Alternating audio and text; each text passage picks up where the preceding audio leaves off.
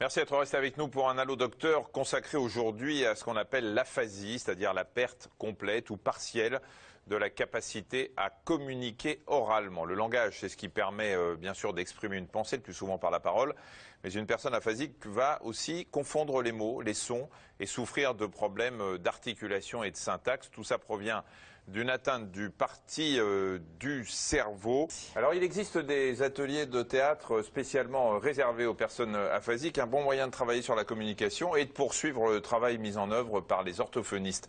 Nikita Matras et Damien Saugue ont assisté à une séance. On commence par le cuir chevelu. On se retient d'éternuer maintenant, il s'agit de faire le nez. Tout commence par un échauffement. Les oreilles. Une à une, toutes les parties du corps sont stimulées. Une étape importante pour ces personnes aphasiques qui souffrent pour la plupart de troubles de la mobilité et d'un manque d'expressivité. Ce cours leur est réservé.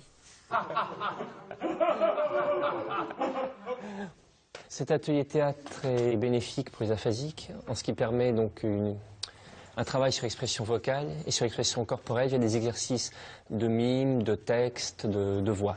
La balle de cristal, très fragile. Très très fragile. Le nez à pierre, faites très attention, elle est fragile. C'est ça, très délicatement.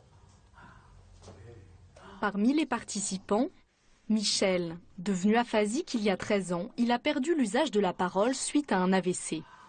Depuis 2 ans et demi, il suit avec assiduité cet atelier qu'il vit comme un véritable moment de détente. Déjà, quand je viens, tout le monde rit.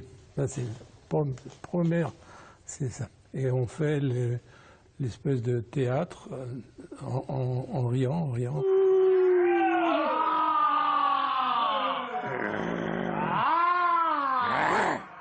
On est bien ici, si vous voulez. Et automatiquement, on progresse. Parce qu'ici, on est bien, on est calme, etc. C'est ça. La séance se poursuit par le téléphone arabe. Les participants doivent répéter un par un le même mot. Un exercice difficile pour ceux qui ont tendance à confondre les sons. Température. Non. Michel. Non, Michel. Quoi? Intempérie. Non, important. Non, ça vrai que ça ressemble. C'est ça. C'est ça. Important. Non.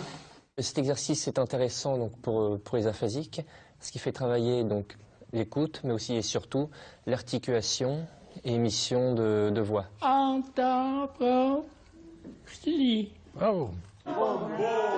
Les exercices de mime se mêlent à des performances vocales.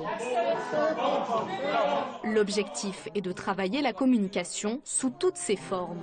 Le ralenti du ralenti. Parfaitement. Des nouvelles? Encore des nouvelles? Hélas. À la fin de la séance, les plus aguerris s'attaquent à un texte de Romain Gary. Je suis heureuse que ces boutons soient partis. Ah, moi aussi, mignonne. Il y avait des flics dedans.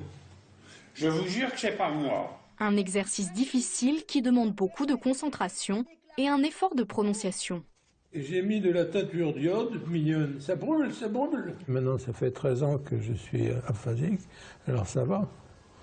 Mais j'ai commencé à rien du tout. Pendant 2 ans et demi, rien du tout. Et je commençais à 2 ans et demi, à petit à parler. L'objectif de Michel et des autres participants, être prêt pour le spectacle de fin d'année. Un stage. Tu m'as appelé, mignonne? On nous demande